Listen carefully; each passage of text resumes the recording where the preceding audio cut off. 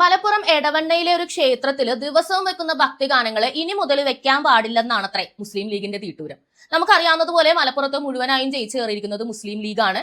മലപ്പുറത്തെ ഈ പറയുന്ന ജാതി അടിസ്ഥാനപ്പെടുത്തിയാണ് ആൾക്കാർ വോട്ട് ചെയ്യുന്നത് എന്ന് തന്നെ നമുക്ക് പറയാൻ സാധിക്കും. ഏകദേശം 71% മുസ്ലിങ്ങൾ തിങ്ങിപ്പാർക്കുന്ന ഏരിയ, 27% ഹിന്ദുക്കളും 2% ക്രിസ്ത്യാനികളും. അതിന്റെയാണ് ഈ വോട്ടിലും കാണാനുള്ളത്.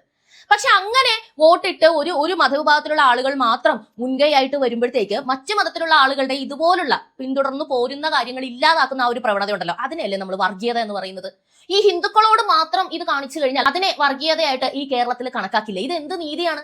വാങ്കുവിളി നിർത്തണം, അത് ഞങ്ങൾക്ക് ശല്യമാണ് എന്ന് വേറെ ഏതെങ്കിലും മതത്തിൽപ്പെട്ട ഒരു മനുഷ്യർ പറയുകയോ അല്ലെങ്കിൽ ഏതെങ്കിലും രീതിയിൽ പ്രതികരിക്കുകയോ ചെയ്തു കഴിഞ്ഞാൽ എന്തായിരിക്കും ഇവിടെ ഉണ്ടാകുന്ന കോലാഹലങ്ങൾ?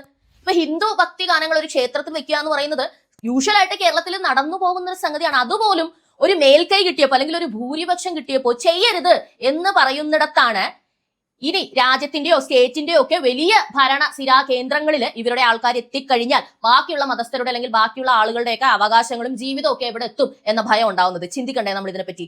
UDF പിന്തുണയ്ക്കുന്നത് ഇതേ മുസ്ലിം ലീഗിനെയാണ്, ഇതേ ജമാഅത്ത് ഇസ്ലാമി അല്ലെങ്കിൽ വെൽഫെയർ പാർട്ടിയാണ്. നിങ്ങളാണ് തീരുമാനിക്കേണ്ടത് നിങ്ങൾക്ക് ഇവിടെ സമാധാനമായിട്ട് ജീവിക്കണോ വേണ്ടേ എന്നുള്ളത്.